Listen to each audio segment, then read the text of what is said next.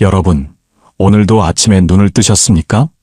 그런데 막상 눈을 떠보니 마음이 무겁지 않으셨나요? 하루가 시작되는 그 순간, 어떻게 이 하루를 살아가야 할지 막막한 적 있으시죠? 침대에서 일어나기도 전에 벌써 걱정이 밀려오고, 오늘도 어제와 똑같은 하루가 반복될 것 같은 무기력함이 엄습합니다. 오늘도 또 이렇게 하루가 지나가는구나. 그런 생각에 한숨부터 나오는 아침들이 있습니다. 기도를 해야 한다는 것은 알지만 무슨 말로 기도를 시작해야 할지 막막합니다. 성경을 펴야 한다는 것도 알지만 어디를 읽어야 할지 갈피를 잡지 못합니다. 그저 습관처럼 하나님 감사합니다라고 중얼거리고 일어나지만 그 기도가 정말 하늘에 닿고 있는지 확신이 서지 않을 때가 많지요. 여러분만 그런 것이 아닙니다. 저도 목사이지만 그런 아침들이 있었습니다. 영적으로 메말라 있을 때, 기도의 능력을 잃어버렸을 때, 그저 형식적으로 하루를 시작했던 그 무기력한 시간들을 저는 기억합니다. 그런데 어느 날 성령님께서 제게 가르쳐 주신 것이 있습니다. 아침이 얼마나 중요한 시간인지를요. 눈 뜨는 그 첫 순간이 얼마나 영적으로 결정적인 순간인지를요. 성경을 보면 예수님께서도 새벽에 일어나 기도하셨습니다. 새벽 아직도 밝기 전에 예수께서 일어나 나가 한적한 곳으로 가사 거기서 기도하시더니 마가복음 1장 35절. 예수님도 우리와 똑같은 육신을 입으신 분이셨지만 하루를 시작하실 때 반드시 아버지 하나님과 교제하는 시간을 가지셨습니다. 왜 그러셨을까요? 그것이 바로 하루를 승리로 이끄는 비밀이었기 때문입니다. 아침에 누구를 만나느냐가 그날 하루를 결정합니다. 아침에 무슨 생각으로 시작하느냐가 그날의 영적 상태를 좌우합니다. 아침에 어떤 기도를 드리느냐가 그날에 일어날 기적을 결정합니다. 그렇다면 우리는 아침에 어떤 기도를 드려야 할까요? 성령님께서는 우리에게 구체적인 5가지 기도를 가르쳐 주셨습니다. 이 5가지 기도는 단순해 보이지만 그 안에 놀라운 영적 능력이 담겨 있습니다. 이 기도를 드릴 때 여러분의 하루가 완전히 달라집니다. 무기력했던 아침이 소망의 아침으로 바뀌고 두려웠던 하루가 담대함으로 가득 차며 막막했던 미래의 하나님의 계획이 펼쳐지기 시작합니다. 한 자매님이 계셨습니다. 60대 후반의 이 자매님은 매일 아침이 고통이었습니다. 불면증으로 밤을 제대로 자지 못하고 새벽 4시면 눈이 떠지지만 일어나고 싶지 않았습니다. 온몸이 무겁고 마음은 더 무거웠습니다. 자녀들은 멀리 떨어져 살고 남편과는 대화가 끊긴 지 오래되었습니다. 교회는 다니지만 신앙생활도 형식적이었고 기도도 무슨 말을 해야 할지 몰라서 그저 짧게 감사기도만 하고 끝냈습니다.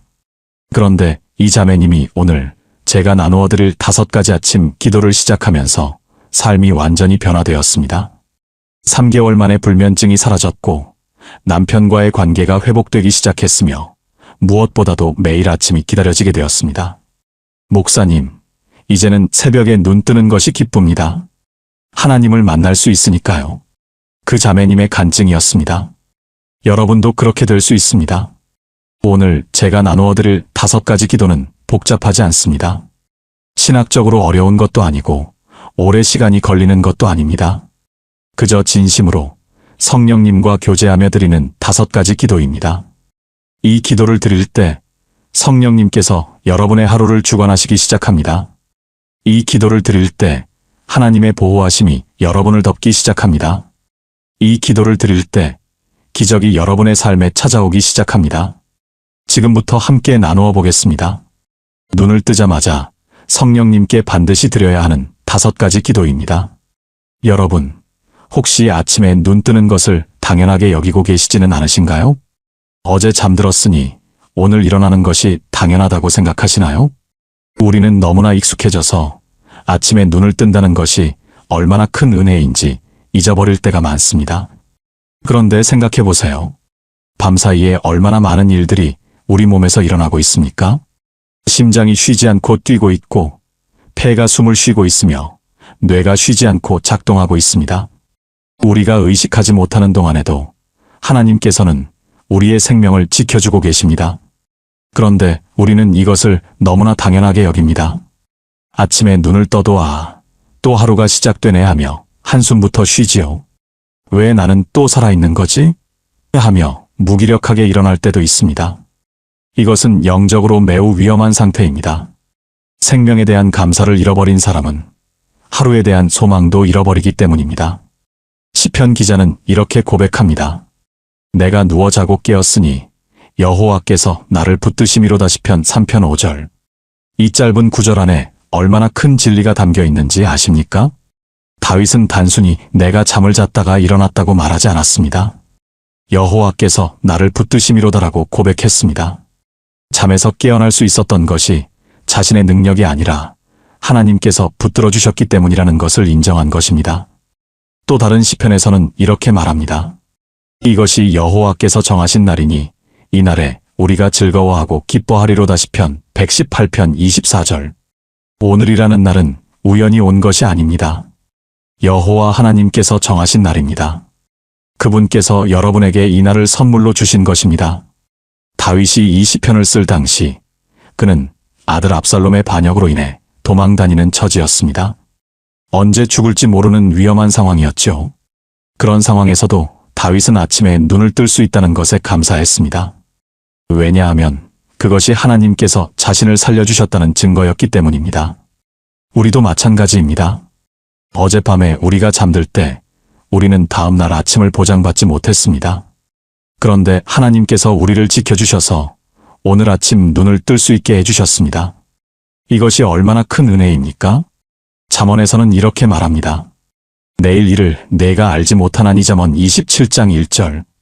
우리는 내일을 알지 못합니다. 아니, 오늘 저녁까지도 보장받지 못했습니다. 그런데 하나님께서 우리에게 오늘이라는 하루를 주셨습니다. 이것은 하나님의 주권이고 하나님의 은혜이며 하나님의 선물입니다. 그렇다면 우리는 아침에 눈을 뜨자마자 무엇을 해야 합니까? 눈을 뜨는 순간 이렇게 기도하세요. 하나님 아버지, 감사합니다. 오늘도 저에게 생명을 주셔서 감사합니다. 밤사이 저를 지켜주시고 보호해 주셔서 감사합니다.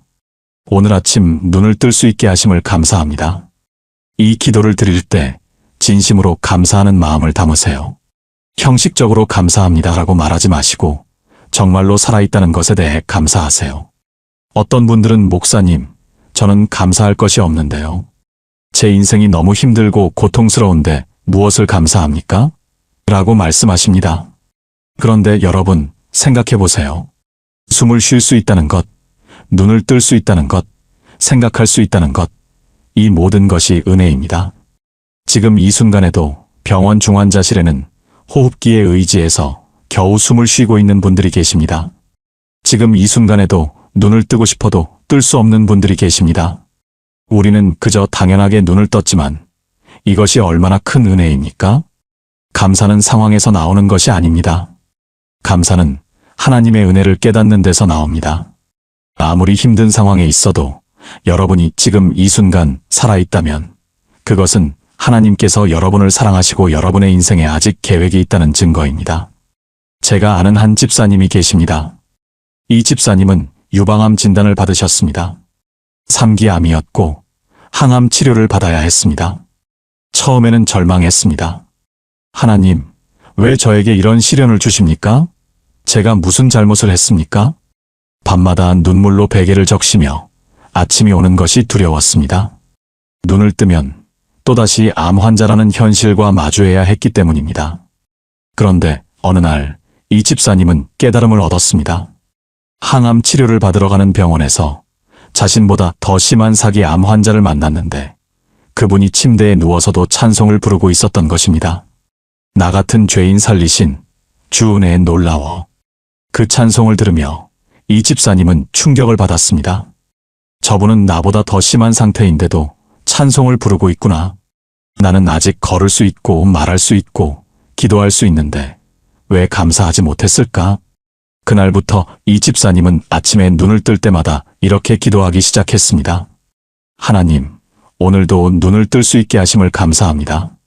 비록 암이 있지만 아직 제게 생명을 주셨습니다. 이 생명으로 하나님을 찬양하겠습니다. 놀라운 일이 일어났습니다.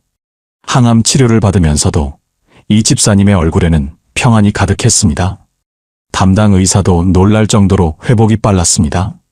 6개월 후 암이 완전히 사라졌습니다. 의사는 기적이라고 말했습니다. 하지만 이 집사님은 알고 있었습니다. 이것이 하나님의 은혜라는 것을요. 매일 아침 생명에 감사하며 시작했을 때 하나님께서 치유의 기적을 허락하셨다는 것을요. 여러분, 오늘부터 시작하세요. 눈을 뜨는 순간 가장 먼저 하나님께 감사하세요. 하나님, 오늘도 살게 하심을 감사합니다. 이 한 문장의 기도가 여러분의 하루를 완전히 바꿔놓을 것입니다. 감사로 시작하는 하루는 불평으로 시작하는 하루와 완전히 다릅니다. 감사로 시작하면 그날 하루 동안 하나님의 은혜를 더 많이 발견하게 됩니다. 감사로 시작하면 어려운 일을 만나도 감사의 눈으로 바라보게 됩니다. 생명 주심을 감사하는 기도, 이것이 첫 번째 아침 기도입니다. 그런데 생명을 주신 하나님께 우리가 구해야 할 것이 하나 더 있습니다. 무엇일까요? 여러분, 아침에 일어나서 무엇을 가장 먼저 생각하십니까? 오늘 뭘 입지? 아침은 뭘 먹지? 오늘 할 일이 뭐였지? 대부분 이런 생각들로 하루를 시작하지요. 그런데 이렇게 육신의 필요만 먼저 생각하면 우리의 영은 메말라갑니다. 영적으로 무장되지 않은 채 하루를 시작하면 세상의 유혹과 시험 앞에 쉽게 무너집니다. 아침에는 멀쩡했는데 저녁이 되면 짜증이 나고 화가 나며 좌절하게 되는 이유가 무엇입니까? 영적으로 충전되지 않았기 때문입니다.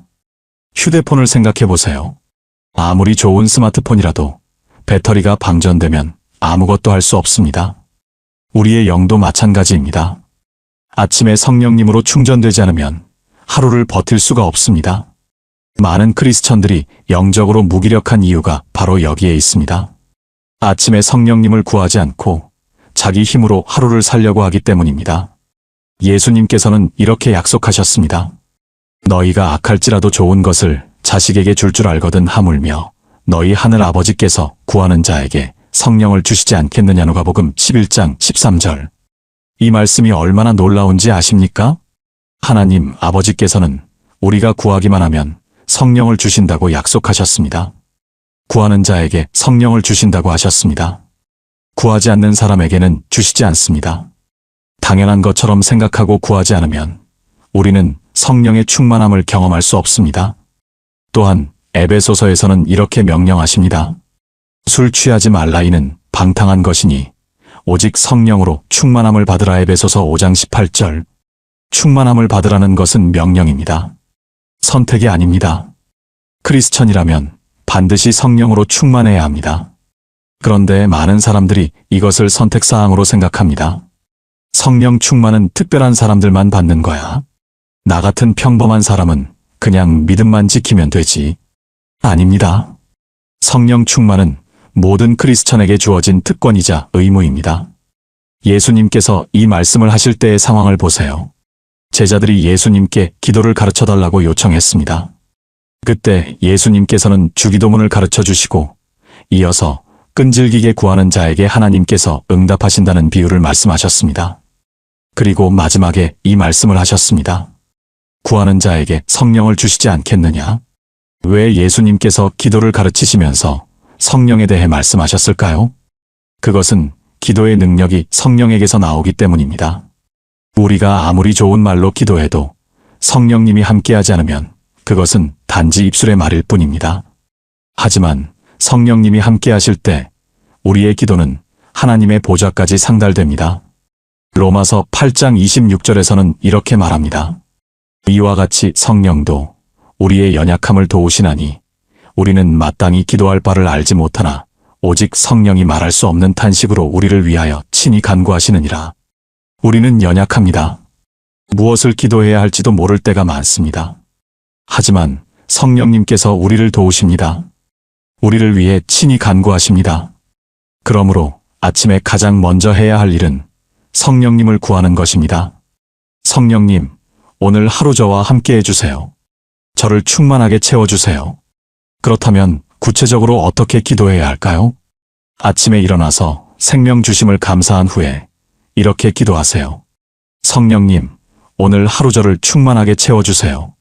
제 입술을 주관하셔서 덕을 세우는 말만 하게 하시고 제 생각을 주관하셔서 하나님을 기쁘시게 하는 생각만 하게 하시며 제 감정을 주관하셔서 평안과 기쁨이 넘치게 하옵소서. 제 발걸음을 인도하셔서 주님이 원하시는 곳으로만 가게 하시고 제 손을 사용하셔서 사랑의 일을 하게 하옵소서. 오늘 하루 제 삶의 모든 영역을 성령님께 내어드립니다. 저를 성령님의 도구로 사용해 주옵소서. 이 기도를 드릴 때 단지 말로만 하지 마세요. 정말로 여러분의 하루를 성령님께 내어드리는 마음으로 기도하세요. 오늘 하루는 내가 사는 것이 아니라 성령님께서 나를 통해 사시는 것입니다. 이런 고백으로 하루를 시작하세요. 어떤 분들은 성령 충만을 구하는데 충만해지지 않는 것 같아요 라고 말씀하십니다. 그런데 성령 충만은 감정이 아닙니다. 특별한 체험이 있어야만 성령 충만한 것이 아닙니다. 성령 충만은 순종입니다. 하나님의 말씀에 순종하며 사는 것이 성령 충만입니다. 그러므로 아침에 성령님을 구하고 그날 하루 하나님의 말씀대로 살려고 노력하세요. 그것이 바로 성령 충만한 삶입니다. 제가 섬기는 교회에 한 청년이 있었습니다. 대학을 졸업하고 취업을 준비하는 청년이었는데 면접을 볼 때마다 떨어졌습니다. 10번 넘게 면접을 봤지만 한 번도 붙지 못했습니다. 점점 자신감을 잃어가고 우울증까지 왔습니다. 아침에 일어나는 것이 고통이었습니다. 오늘도 또 떨어질 텐데 뭐하러 일어나나. 그런 생각으로 하루를 시작했으니 면접을 제대로 볼 수가 없었겠지요. 그런데 어느 날 이 청년이 새벽 기도회에 나왔습니다.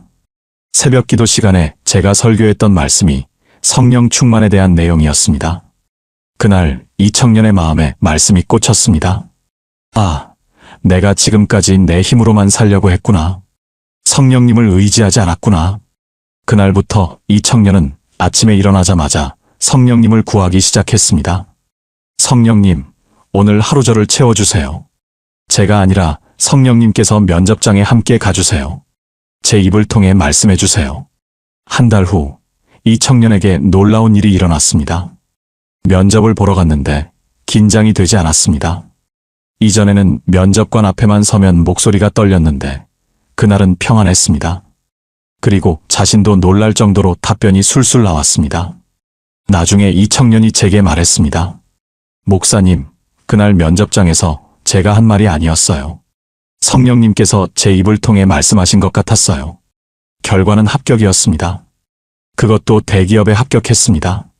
지금 이 청년은 직장에서도 매일 아침 성령 충만을 구하며 하루를 시작한다고 합니다. 그리고 동료들에게 복음을 전하고 있습니다. 저는 원래 이렇게 말을 잘하는 사람이 아니었어요. 성령님께서 함께 하시니까 가능한 것 같아요.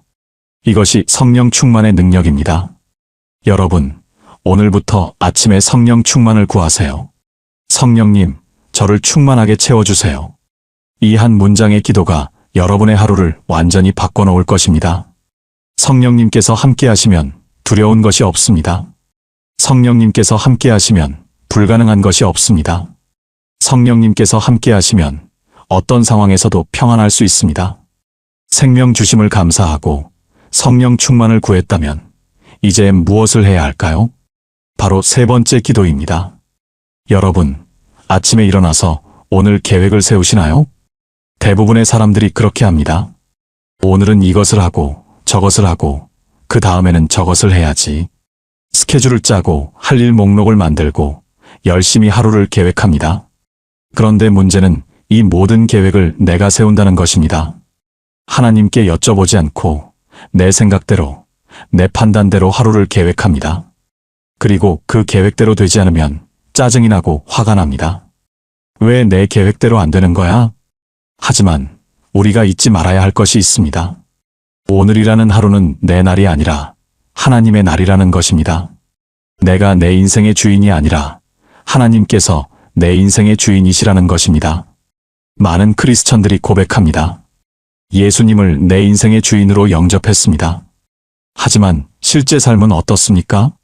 아침에 일어나서 하나님께 오늘 무엇을 하기 원하십니까? 라고 묻지 않습니다. 그저 내가 원하는 것, 내가 계획한 것을 하나님께 승인해달라고 기도할 뿐입니다. 하나님, 오늘 제 계획이 잘 이루어지게 해주세요.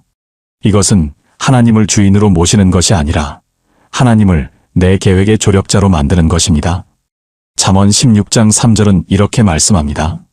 너의 행사를 여호와께 맡기라. 그리하면 내가 경영하는 것이 이루어지리라. 맡기라는 말은 히브리어로 골랄인데 이것은 완전히 굴려서 넘겨주다라는 뜻입니다. 단순히 부탁하는 것이 아니라 완전히 소유권을 넘겨주는 것입니다. 또한 잠언 16장 9절은 이렇게 말씀합니다. 사람이 마음으로 자기의 길을 계획할지라도 그의 걸음을 인도하시는 이는 여호와시니라. 우리가 아무리 계획을 세워도 실제로 우리의 발걸음을 인도하시는 분은 여호와 하나님이십니다. 그렇다면 처음부터 하나님께 맡기는 것이 지혜롭지 않겠습니까? 내 계획을 고집하다가 하나님의 인도하심을 놓치는 것보다 처음부터 하나님께 하루를 드리는 것이 훨씬 낫습니다. 야고보서 4장 13, 15절에서는 더욱 강력하게 말씀합니다. 들으라, 너희 중에 말하기를 오늘이나 내일이나 우리가 어떤 도시에 가서 거기서 1년을 머물며 장사하여 이익을 보리라 하는 자들아, 내일 일을 너희가 알지 못하는도다. 너희 생명이 무엇이냐? 너희는 잠깐 보이다가 없어지는 안개니라. 너희가 도리어 말하기를 주의 뜻이면 우리가 살기도 하고 이것이나 저것을 하리라 할 것이거늘 우리는 내일을 알지 못합니다. 아니, 오늘 저녁도 알지 못합니다. 그러므로 모든 계획 앞에 주의 뜻이면이라는 전제가 붙어야 합니다. 솔로몬이 잠언을 기록할 때 그는 왕이었습니다. 왕이라면 자기 뜻대로 무엇이든 할 수 있는 사람이죠. 하지만 솔로몬은 자신의 행사를 여호와께 맡기라고 말했습니다. 왜 그랬을까요?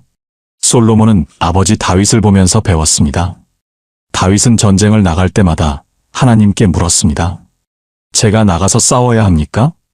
어느 길로 가야 합니까? 왕의 권한으로 마음대로 결정할 수 있었지만 다윗은 항상 하나님께 물었습니다. 그리고 하나님의 인도하심을 따랐을 때 다윗은 승리했습니다. 반대로 다윗이 자기 생각대로 행했을 때는 실패했습니다. 밧세바 사건이 대표적인 예입니다. 다윗이 자기 욕심대로 행했을 때 큰 죄를 짓게 되었고 그 결과는 비참했습니다. 우리도 마찬가지입니다. 내 생각대로, 내 계획대로 하루를 살면 실패하고 후회하게 됩니다. 하지만 하나님께 하루를 드리고 하나님의 인도하심을 따라 살면 평안하고 승리하는 하루를 살게 됩니다. 그렇다면 구체적으로 어떻게 기도해야 할까요? 아침에 일어나서 생명을 감사하고 성령 충만을 구한 후에 이렇게 기도하세요. 하나님 아버지, 오늘 하루를 주님께 드립니다. 제 시간, 제 계획, 제 생각, 제 말, 제 행동, 모든 것을 주님께 드립니다. 제가 원하는 것이 아니라 주님께서 원하시는 것을 하게 하옵소서. 제가 가고 싶은 곳이 아니라 주님께서 보내시는 곳에 가게 하옵소서. 제가 만나고 싶은 사람이 아니라 주님께서 만나게 하시는 사람을 만나게 하옵소서. 오늘 하루 제 삶의 주인은 제가 아니라 주님이십니다. 주님께서 저를 통해 일하시고 주님께서 저를 통해 영광 받으시옵소서. 이 기도를 드릴 때 정말로 하루를 주님께 내어드리는 마음으로 기도하세요. 말로만 드립니다라고 하지 말고 마음으로 소유권을 넘겨드리세요. 그러면 놀라운 일이 일어납니다. 하나님께서 우리의 하루를 주관하시기 시작합니다. 예상치 못한 만남을 주시고 생각지 못한 기회를 주시며 상상할 수 없었던 기적을 경험하게 하십니다. 어떤 분들은 목사님, 저는 직장에 다니는데요. 출근 시간도 정해져 있고 해야 할 일도 정해져 있는데 어떻게 하나님께 하루를 드립니까? 라고 묻습니다. 하루를 드린다는 것이 아무것도 하지 않고 하나님의 지시만 기다리는 것이 아닙니다. 여러분이 해야 할 일을 하되 그 일을 하나님께 드리는 마음으로 하는 것입니다. 출근도 하나님께서 저를 직장에 보내셨다는 마음으로 가고 일도 하나님께 영광을 돌리기 위해 하며 동료를 대하는 것도 하나님께서 만나게 하신 사람으로 대하는 것입니다. 그러면 똑같은 일상이지만 완전히 다른 의미가 됩니다. 제가 아는 한 권사님이 계십니다. 이 권사님은 시장에서 작은 가게를 운영하고 계십니다. 과일 가게였습니다. 매일 새벽 4시에 일어나서 시장에 가서 과일을 떼어오고 가게 문을 열고 손님을 맞이하는 반복적인 일상이었습니다. 힘들고 지루했습니다. 특히 장사가 안 되는 날은 더욱 힘들었습니다. 왜 나는 이렇게 힘든 일을 하며 살아야 하나? 다른 사람들은 편하게 사는 것 같은데. 그런 생각으로 하루를 시작하니 손님들에게도 짜증이 났고 불평불만이 가득했습니다. 그런데 어느 날 새벽 기도회에서 말씀을 듣고 은혜를 받았습니다. 너의 행사를 여호와께 맡기라. 그날부터 이 권사님은 아침에 일어나자마자 기도했습니다. 하나님, 오늘 하루를 주님께 드립니다. 제 가게도, 제 장사도, 제 손님도 모두 주님께 드립니다. 오늘 주님께서 보내시는 손님들을 잘 섬기게 하옵소서. 놀라운 변화가 일어났습니다. 똑같은 과일을 파는데 마음이 달라졌습니다. 손님 한 분 한 분이 하나님께서 보내신 귀한 분으로 보였습니다. 그래서 더 친절하게 대하고 더 정성껏 과일을 골라드렸습니다. 과일 값을 깎아달라는 손님에게도 짜증이 나지 않았습니다. 이분도 형편이 어려우시겠구나. 주님께서 이분을 통해 제게 나눔을 가르쳐 주시는구나. 그렇게 생각하며 웃으며 깎아드렸습니다. 그러자 신기하게도 손님들이 늘어나기 시작했습니다. 사장님, 여기 과일이 싱싱해요. 그리고 사장님이 너무 친절하셔서 자꾸 오게 돼요. 단골 손님들이 생겼고 그 손님들이 다른 사람들을 데려왔습니다. 매출도 늘었지만 더 중요한 것은 이 권사님의 마음에 평안과 기쁨이 생겼다는 것입니다. 목사님, 저는 이제 일하는 것이 즐거워요. 주님을 위해 일한다는 생각이 드니까 힘들지 않아요. 오히려 손님들에게 복음을 전할 수 있는 기회가 돼요. 지금 이 권사님의 가게는 동네에서 유명합니다. 과일이 좋아서가 아니라 가게 주인의 미소와 친절 때문에 유명합니다. 그리고 이 권사님을 통해 복음을 듣고 교회에 나오게 된 분들이 벌써 5명이나 됩니다. 이것이 하루를 주님께 드리는 기도의 능력입니다. 여러분, 오늘부터 아침에 하루를 주님께 드리세요. 하나님, 오늘 하루를 주님께 드립니다. 이 한 문장의 기도가 여러분의 삶을 완전히 바꿔놓을 것입니다. 내 것을 붙잡고 사는 삶은 불안하고 두렵습니다. 하지만 주님께 드리고 사는 삶은 평안하고 기쁩니다. 주님께서 책임져 주시기 때문입니다.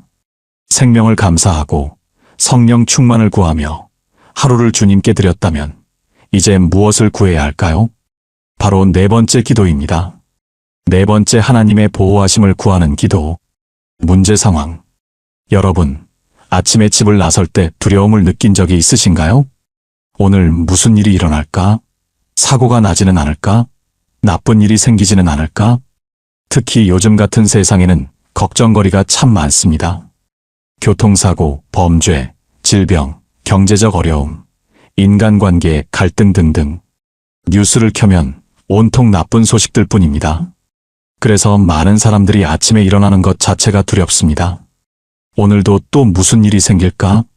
특히 나이가 들수록 이런 두려움이 커집니다. 건강이 약해지고 기억력도 떨어지며 혼자 있는 시간이 많아지니 더욱 불안합니다. 밤에 잠들기도 두렵고 아침에 일어나기도 두렵습니다. 그런데 우리가 알아야 할 것이 있습니다. 이 세상은 영적 전쟁터라는 것입니다. 우리가 보이는 것만이 전부가 아닙니다. 보이지 않는 영적인 세계에서 끊임없는 전쟁이 벌어지고 있습니다. 베드로전서 5장 8절은 이렇게 경고합니다. 근신하라, 깨어라. 너희 대적 마귀가 오는 사자같이 두루다니며 삼킬 자를 찾나니. 마귀는 잠들지 않습니다. 우리를 넘어뜨리고 우리의 믿음을 흔들고 우리를 절망에 빠뜨리려고 끊임없이 노력합니다. 그래서 우리는 하나님의 보호하심이 절대적으로 필요합니다. 시편 91편은 하나님의 보호하심에 대한 가장 강력한 약속입니다. 지극히 높으신 이의 은밀한 곳에 거주하며 전능하신 이의 그늘 아래에 사는 자여, 나는 여호와를 향하여 말하기를 그는 나의 피난처요 나의 요새요 내가 의뢰하는 하나님이라 하리니 이는 그가 너를 새 사냥꾼의 올무에서와 심한 전염병에서 건지실 것이미로다. 시편 91편 1, 3절. 이 얼마나 놀라운 약속입니까? 하나님께서는 우리를 새 사냥꾼의 올무에서 건지신다고 하셨습니다. 심한 전염병에서도 건지신다고 하셨습니다. 시편 91편 1112절은 더욱 구체적입니다. 그가 너를 위하여 그의 천사들을 명령하사 내 모든 길에서 너를 지키게 하심이라. 그들이 그들의 손으로 너를 붙들어 발이 돌에 부딪히지 아니하게 하리로다. 하나님께서는 천사들을 보내셔서 우리를 지키신다고 약속하셨습니다. 우리가 보지 못하는 곳에서 하나님의 천사들이 우리를 보호하고 있습니다. 또한 시편 121편 7, 8절은 이렇게 약속합니다. 여호와께서 너를 지켜 모든 환난을 면하게 하시며 또 내 영혼을 지키시리로다. 여호와께서 너의 출입을 지금부터 영원까지 지키시리로다. 출입이라는 말은 우리의 모든 일상을 의미합니다. 집에서 나갈 때도 집으로 돌아올 때도 하나님께서 지켜주신다는 약속입니다. 시편 91편은 누가 쓴 시인지 정확히 알려져 있지 않습니다. 하지만 많은 학자들이 이 시편이 광야 생활을 하던 이스라엘 백성들의 고백이라고 봅니다. 광야는 위험한 곳입니다. 맹수가 있고 도적이 있으며 뱀과 전갈이 있습니다. 낮에는 뜨거운 태양에 지치고 밤에는 추위에 떨어야 했습니다. 인간의 힘으로는 살아남을 수 없는 환경이었습니다. 그런데 이스라엘 백성들은 40년 동안 광야에서 살아남았습니다. 어떻게 가능했을까요? 하나님께서 보호해 주셨기 때문입니다. 낮에는 구름 기둥으로 햇빛을 가려주시고 밤에는 불 기둥으로 추위를 막아주셨습니다. 만나를 내려주셔서 먹을 것을 주시고 반석에서 물을 내셔서 마실 것을 주셨습니다. 뱀에게 물려도 노뱀을 쳐다보면 살아났고 적들이 공격해도 하나님께서 싸워주셨습니다. 이것이 하나님의 보호하심입니다. 우리도 영적인 광야를 지나고 있습니다. 이 세상이라는 광야는 위험으로 가득 차 있습니다. 하지만 하나님께서 우리를 보호해 주십니다. 우리가 그것을 깨닫고 구하기만 하면 하나님께서 반드시 지켜주십니다. 그렇다면 구체적으로 어떻게 기도해야 할까요? 아침에 일어나서 생명을 감사하고 성령 충만을 구하며 하루를 드린 후에 이렇게 기도하세요. 하나님 아버지, 오늘 하루 저와 제 가족을 지켜주옵소서. 집에서 나갈 때도 집으로 돌아올 때도 가는 모든 길에서 저희를 보호해 주옵소서. 교통사고로부터 질병으로부터 모든 위험으로부터 저희를 지켜주옵소서. 보이는 원수뿐만 아니라 보이지 않는 영적인 원수로부터도 저희를 보호해 주옵소서. 시편 91편의 약속을 붙잡고 기도합니다. 하나님께서 천사들을 보내셔서 저희를 지키시고 저희 발이 돌에 부딪히지 않게 하옵소서. 오늘 하루 하나님의 그늘 아래 거하게 하옵소서. 이 기도를 드릴 때 시편 91편을 함께 읽으며 기도하면 더욱 좋습니다. 하나님의 약속을 붙잡고 기도하는 것이 믿음의 기도입니다. 그리고 단지 나 자신만이 아니라 가족들을 위해서도 기도하세요. 자녀들이 학교에 갈 때도 남편이 직장에 갈 때도 하나님께서 보호해 주시기를 기도하세요. 어떤 분들은 목사님, 저는 매일 이렇게 기도하는데도 어려운 일이 생기는데요? 라고 말씀하십니다. 하나님의 보호하심은 어려운 일이 전혀 일어나지 않는다는 것이 아닙니다. 어려운 일이 와도 그것을 통과하게 하시고 그 가운데서도 우리를 지켜주신다는 것입니다. 요셉을 보세요. 요셉은 형들의 미움을 받아 노예로 팔렸고 억울한 누명을 쓰고 감옥에 갇혔습니다. 그런데 그 모든 과정에서 하나님께서 요셉과 함께 하셨고 결국 요셉을 애굽의 총리로 세우셨습니다. 다니엘도 마찬가지입니다. 다니엘은 사자 굴에 던져졌지만 하나님께서 사자의 입을 막으시고 다니엘을 지켜주셨습니다. 하나님의 보호하심은 어려움이 없다는 것이 아니라 어려움 속에서도 우리와 함께 하신다는 것입니다. 제가 아는 한 집사님이 계십니다. 이 집사님은 택시 기사이십니다. 매일 아침 일찍 나가서 밤늦게까지 택시를 운전하십니다. 택시 운전은 위험한 직업입니다. 교통사고의 위험도 있고 때로는 나쁜 손님을 만나기도 합니다. 이 집사님도 몇 번 큰 사고를 당할 뻔한 적이 있었습니다. 그래서 이 집사님은 매일 아침 차에 시동을 걸기 전에 반드시 기도합니다. 하나님, 오늘 하루 저를 지켜주옵소서. 안전운전하게 하시고 사고 없이 집에 돌아오게 하옵소서. 저를 태우는 모든 손님들도 안전하게 지켜주옵소서. 그리고 차 안에 시편 91편 말씀을 붙여놓고 운전하면서 자주 읽습니다. 놀라운 일이 계속 일어났습니다. 어느 날은 큰 교차로에서 신호를 기다리고 있는데 갑자기 브레이크가 고장난 트럭이 뒤에서 달려왔습니다. 충돌이 불가피한 상황이었는데 순간적으로 옆 차선이 비어 있어서 급히 피할 수 있었습니다. 나중에 생각해보니 그 시간에 그 차선이 비어 있을 리가 없는 출근 시간이었는데 신기하게도 그 순간만 비어 있었다고 합니다. 또 어느 날은 술 취한 손님이 행패를 부리려고 했는데 마침 순찰차가 지나가서 무사할 수 있었습니다. 이런 일들이 한두 번이 아니었습니다. 이 집사님은 고백합니다. 목사님, 제가 20년 넘게 택시를 운전했는데 한 번도 큰 사고가 없었어요. 작은 접촉사고도 거의 없었고요. 동료 기사들이 다 신기해해요. 저는 하나님께서 지켜주신다는 것을 확신해요. 그래서 이 집사님은 손님들에게 복음을 전합니다. 손님, 제가 이렇게 안전하게 운전할 수 있는 것은 하나님께서 지켜주시기 때문이에요. 그리고 차 안에 붙여놓은 시편 91편 말씀을 보여주면서 하나님의 보호하심에 대해 이야기합니다. 지금까지 이 집사님을 통해 복음을 듣고 교회에 나오게 된 분들이 10명이 넘습니다. 이것이 하나님의 보호하심을 구하는 기도의 능력입니다. 여러분, 오늘부터 아침에 보호하심을 구하세요. 하나님, 오늘 하루 저를 지켜주옵소서. 이 한 문장의 기도가 여러분을 모든 위험에서 지켜줄 것입니다. 두려워하지 마세요. 하나님께서 여러분과 함께 하십니다. 하나님의 천사들이 여러분을 지키고 있습니다.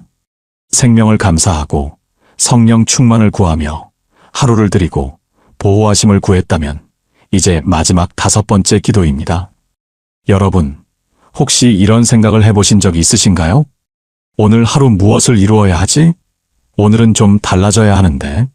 우리는 매일 아침 새로운 다짐을 합니다. 오늘은 화내지 말아야지. 오늘은 좀 더 친절해야지.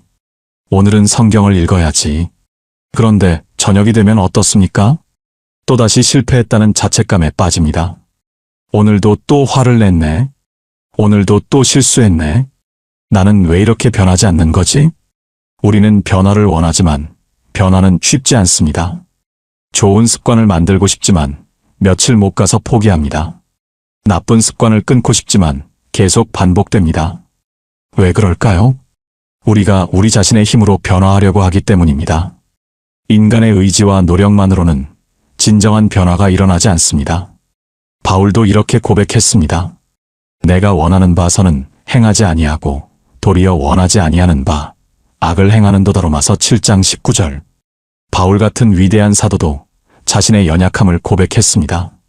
하물며 우리는 어떻겠습니까? 우리에게 필요한 것은 우리의 노력이 아니라 하나님의 은혜와 능력입니다. 고린도후서 12장 9절에서 하나님께서는 이렇게 말씀하십니다. 내 은혜가 내게 족하도다. 이는 내 능력이 약한 데서 온전하여짐이라. 놀라운 말씀입니다. 하나님의 능력은 우리가 강할 때가 아니라 약할 때 온전하게 나타난다는 것입니다. 우리가 나는 할 수 있어라고 자신할 때가 아니라 나는 할 수 없어. 하나님의 도우심이 필요해라고 고백할 때 하나님의 능력이 임하십니다.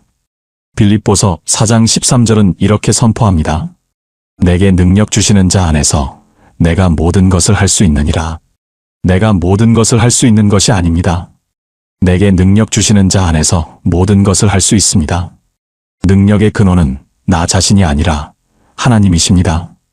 또한 에베소서 3장 20절은 이렇게 약속합니다. 우리 가운데서 역사하시는 능력대로 우리가 구하거나 생각하는 모든 것에 더 넘치도록 능히 하실 이에게. 하나님의 능력은 우리가 구하는 것보다, 우리가 생각하는 것보다 더 넘칩니다. 우리가 상상할 수 없는 일들을 하실 수 있는 분이 하나님이십니다. 바울이 고린도후서를 쓸 때 그는 육체의 가시로 고통받고 있었습니다. 그것이 무엇인지 정확히 알 수는 없지만 바울에게는 큰 괴로움이었습니다. 바울은 3번이나 하나님께 이것을 제거해달라고 기도했습니다. 하지만 하나님께서는 제거해주지 않으셨습니다. 대신 이렇게 말씀하셨습니다. 내 은혜가 내게 족하도다. 처음에는 바울도 이해하지 못했을 것입니다. 왜 하나님께서는 제 기도에 응답하지 않으시는 거지? 왜 이 고통을 제거해주지 않으시는 거지? 하지만 나중에 바울은 깨달았습니다. 하나님께서 그 가시를 통해 자신을 더욱 겸손하게 하시고 더욱 하나님을 의지하게 하셨다는 것을요. 그래서 바울은 고백합니다. 그러므로 내가 그리스도를 위하여 약한 것들과 능욕과 궁핍과 박해와 곤고를 기뻐하노니 이는 내가 약한 그때의 강함이라. 고린도후서 12장 10절. 우리의 약함이 결국 우리를 강하게 만듭니다. 우리가 약하다는 것을 인정하고 하나님의 능력을 구할 때 하나님의 능력이 우리를 통해 나타나기 때문입니다. 그렇다면 구체적으로 어떻게 기도해야 할까요? 아침에 일어나서 생명을 감사하고 성령 충만을 구하며 하루를 드리고 보호하심을 구한 후에 이렇게 기도하세요. 하나님 아버지, 저는 연약합니다. 제 힘으로는 할 수 없습니다. 오늘 하루 하나님의 은혜와 능력을 구합니다. 제가 해야 할 일들을 감당할 수 있는 능력을 주옵소서. 인내가 필요할 때 인내의 은혜를 주시고, 사랑이 필요할 때 사랑의 은혜를 주시며, 지혜가 필요할 때 지혜의 은혜를 주옵소서. 제 연약함을 통해 주님의 능력이 나타나게 하옵소서. 오늘 하루 제가 행하는 모든 일에서 하나님께 영광을 돌리게 하옵소서. 이 기도를 드릴 때 구체적으로 무엇이 필요한지 생각해 보세요. 오늘 만나야 할 사람이 있다면 그 사람을 대할 때 필요한 은혜를 구하세요. 오늘 해야 할 어려운 일이 있다면 그 일을 감당할 능력을 구하세요.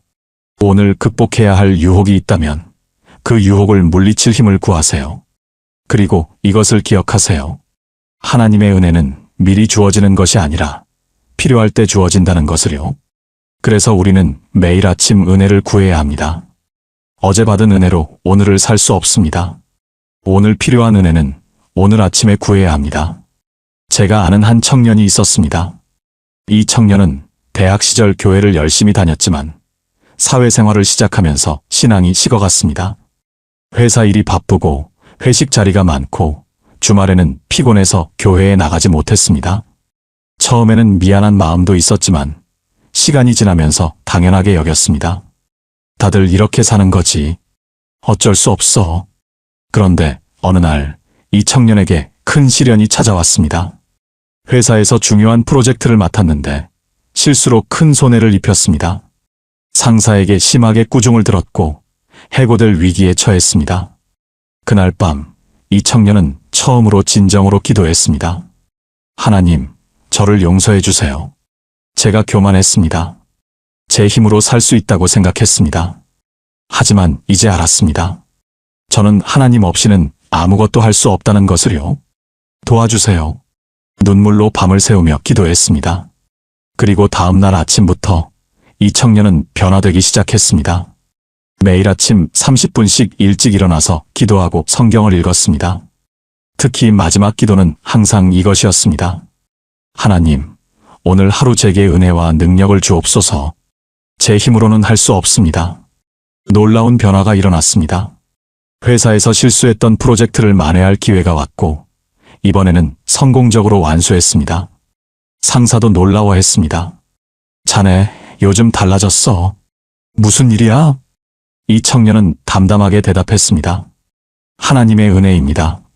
그 후로 이 청년은 회사에서 인정받는 직원이 되었습니다. 하지만 이 청년이 더 기뻐하는 것은 다른 것이었습니다. 목사님, 저는 이제 매일이 기적 같아요. 제 힘으로 하는 게 아니라 하나님께서 저를 통해 일하시니까 두렵지 않아요. 실수해도 괜찮아요. 하나님께서 회복시켜 주시니까요. 지금 이 청년은 회사에서 성경 공부 모임을 만들어서 동료들과 함께 말씀을 나누고 있습니다. 이것이 은혜와 능력을 구하는 기도의 능력입니다. 여러분, 오늘부터 아침에 은혜와 능력을 구하세요. 하나님, 오늘 하루 제게 은혜와 능력을 주옵소서. 이 한 문장의 기도가 여러분을 변화시킬 것입니다. 여러분의 연약함이 하나님의 능력으로 바뀔 것입니다. 불가능해 보이는 일들이 가능해질 것입니다. 하나님께서 여러분을 통해 놀라운 일들을 행하실 것입니다. 지금까지 5가지 아침 기도를 나누었습니다. 이제 마무리하겠습니다. 사랑하는 여러분, 오늘 우리가 함께 나눈 5가지 아침 기도를 기억하십니까? 첫째, 생명 주심을 감사하는 기도. 눈을 뜨는 순간 살아있음에 감사하는 기도입니다. 둘째, 성령님의 충만함을 구하는 기도. 하루를 영적으로 무장하여 시작하는 기도입니다. 셋째, 하루를 주님께 드리는 기도. 내 것이 아니라 주님의 하루로 살겠다는 고백의 기도입니다. 넷째, 하나님의 보호하심을 구하는 기도. 모든 위험에서 지켜달라는 간구의 기도입니다. 다섯째, 은혜와 능력을 구하는 기도. 내 힘이 아니라 하나님의 능력으로 살겠다는 의존의 기도입니다. 이 5가지 기도는 여러분의 아침을 완전히 바꿔놓을 것입니다. 아침이 바뀌면 하루가 바뀝니다. 하루가 바뀌면 일주일이 바뀝니다. 일주일이 바뀌면 한 달이 바뀌고 1년이 바뀌며 결국 인생이 바뀝니다. 많은 사람들이 인생을 바꾸고 싶어 합니다. 하지만 인생을 바꾸는 것은 거창한 무언가가 아닙니다. 매일 아침 하나님과 교제하는 것, 바로 그것이 인생을 바꾸는 비밀입니다. 여러분, 내일 아침부터 시작하세요. 아니, 오늘 밤 잠들기 전에 다짐하세요. 내일 아침 나는 눈을 뜨자마자 이 5가지 기도를 드리겠습니다. 처음에는 어색할 수 있습니다. 익숙하지 않아서 잊어버릴 수도 있습니다. 하지만 계속하세요. 21일만 계속하면 습관이 됩니다. 습관이 되면 하지 않고는 못 견디게 됩니다. 그리고 6개월 후, 1년 후 여러분의 삶을 돌아보세요. 분명히 변화되어 있을 것입니다. 더 평안해져 있을 것이고 더 기쁨이 넘칠 것이며 더 하나님과 가까워져 있을 것입니다. 무엇보다도 기적을 경험하게 될 것입니다. 제목에서 말씀드렸던 것처럼 기적이 찾아올 것입니다. 그 기적은 어쩌면 극적인 사건이 아닐 수도 있습니다. 하지만 분명한 것은 여러분의 삶에 하나님의 임재가 충만해질 것이라는 것입니다. 그것이 바로 가장 큰 기적입니다. 여러분도 이 은혜를 경험하고 계시다면 좋아요를 눌러주시고 댓글로 아멘이라고 고백해주세요. 그리고 주변에 힘들어하는 분들, 아침이 두렵고 무거운 분들이 계시다면 이 말씀을 꼭 나누어 주세요. 이 5가지 기도가 그분들의 삶도 변화시킬 것입니다. 구독을 누르시면 매일 이렇게 삶을 변화시키는 하나님의 말씀을 받아보실 수 있습니다. 하나님의 은혜가 여러분의 아침마다 새롭게 임하시기를 축복합니다. 성령님의 충만함이 여러분의 하루를 가득 채우시기를 축복합니다. 하나님의 보호하심이 여러분의 모든 길에 함께 하시기를 축복합니다. 그리고 하나님의 능력이 여러분의 연약함을 강함으로 바꾸시기를 축복합니다. 내일 아침 눈을 뜨는 순간부터 하나님과 함께 시작하시기 바랍니다. 그 하루는 분명히 기적의 하루가 될 것입니다. 사랑합니다. 축복합니다. 아멘.